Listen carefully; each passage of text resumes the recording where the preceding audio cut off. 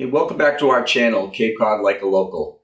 Today I'm with Paul Beatty, the managing partner of Homestead Mortgage, and he's been a trusted mortgage provider of ours and our clients for, 15 years or so? It's 15 years ago that we met, I think. Yeah. And so I was really excited to hear that they're doing reverse mortgages now. So we're going to have a little conversation around that and why you might consider one or how it could be a tool to help you, whether you're in the retirement years or not. So. Sure, even a consideration, do I stay in my house and do the reverse mortgage, or is there another way to stay in my house, or am I better off selling my house? And I think I would look at it, and I think I know Dan does too, hey, what's the best thing for you? It's not like, hey, I want to get a mortgage, or it's, hey, I want to get the listing. It's, what is the best thing for you? And it's an alternative that people may want to consider. And I know Dan and I had talked earlier that there was some bad information, there were bad actors. Yeah, let's get the white elephant out of the room. Yeah.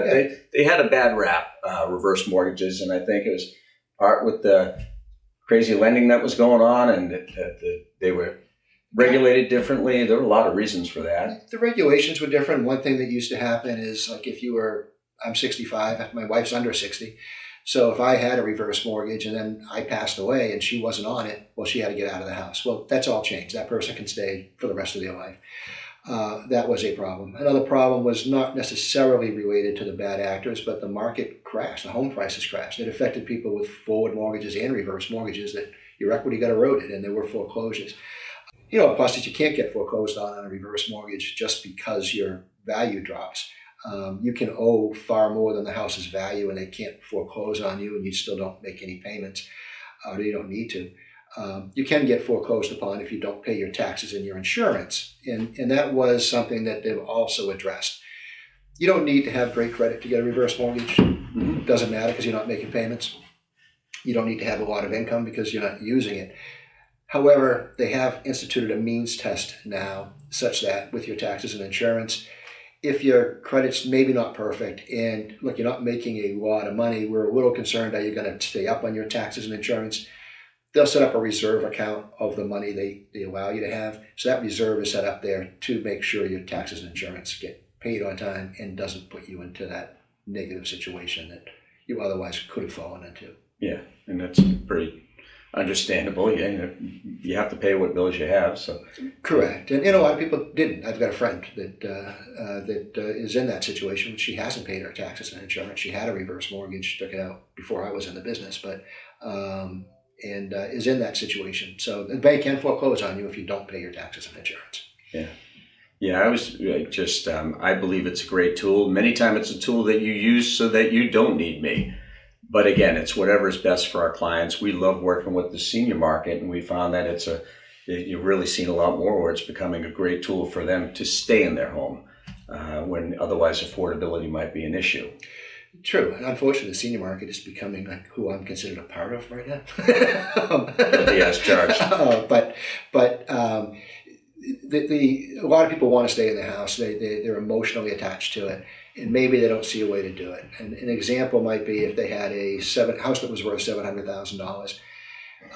Maybe they have a $200,000 mortgage remaining, and it was a $400,000 mortgage they had taken out 10, 12 years ago. So they're paying a couple of grand a month on that mortgage. Their money is tight. They can use a reverse mortgage to pay off that $200,000, maybe take another $100,000 in an equity line of credit to have available for them to use. And they don't need to make payments on that mortgage. Another myth is they can make payments, by the way. If they do it when they're 65 or whatever, they're still working, they can make payments on that mortgage, and they don't have to not make payments and just have it available. So when they decide they don't want to or can't, they don't need to. Yeah. So it's a way they can stay in the house, have an increase in income of 25 grand a year by virtue of not having that payment, which is really like probably 30 plus thousand a year because they don't pay taxes on it either. But so it's a tool that would allow them to stay there. On the converse, there's maybe a lot of people that, look, they're in that position. Maybe they're older than that. Maybe they're 75, 80 years old. And, they can do that. But is it really the best thing for them to do? Maybe they would be better off, look, you can sell that house. You can take your equity. You can use that equity and have it in savings and rent a place for a period of time. Like you had mentioned some people that are doing that. Or use that equity, pay cash for another house. combine it. You can get a reverse mortgage to purchase a home too. You can purchase it with a reverse mortgage, meaning you put down, say, 60%, you borrow 40% in a reverse mortgage. So it might be a combination. I'm selling my $700,000 house. I'm going to buy a $400,000 property, and I'm going to, get a $175,000 reverse mortgage. I'm going to have a pile of cash, which is just sitting in an equity line for me to use if I want it to be, and I can live much, much more comfortably. And maybe they should downsize, and that's something else that we would have the discussion with them as well. Yeah, absolutely. Everybody's situation is different, and we want to, if we get involved early enough, we can help them analyze what's the best thing. Of course, working maybe with their financial planners and their accountants, and really just decide what's the best thing for them to, so they're not giving all their money away in taxes. But I love the fact that it can create cash flow, tax-free cash flow for them. Yeah. That was when I had worked out the numbers beforehand. But if somebody, let's say they had to own the house outright, the same $700,000 house, and they were in good shape, they were still working maybe, and they have money and saved for their retirement. But if they set up that reverse, call it a HECM, home equity conversion mortgage, and they set up that line of credit, let's say for $300,000, and they don't need it right now. But hey, when they're 80, 15 years from now, they don't know where the situation is going to be. They're probably not going to still be working. They might be on a tighter budget, and they may want that money available then. Well, that equity line that you set up works with compound interest the same way. So if you took out the $300,000 mortgage today as an equity line, don't touch it.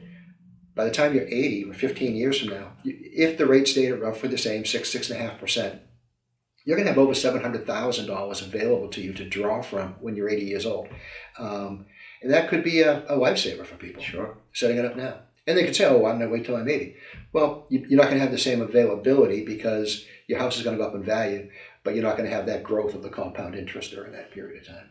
Yeah. And like we're always telling people, consider, weigh out all your options and consider tax implications.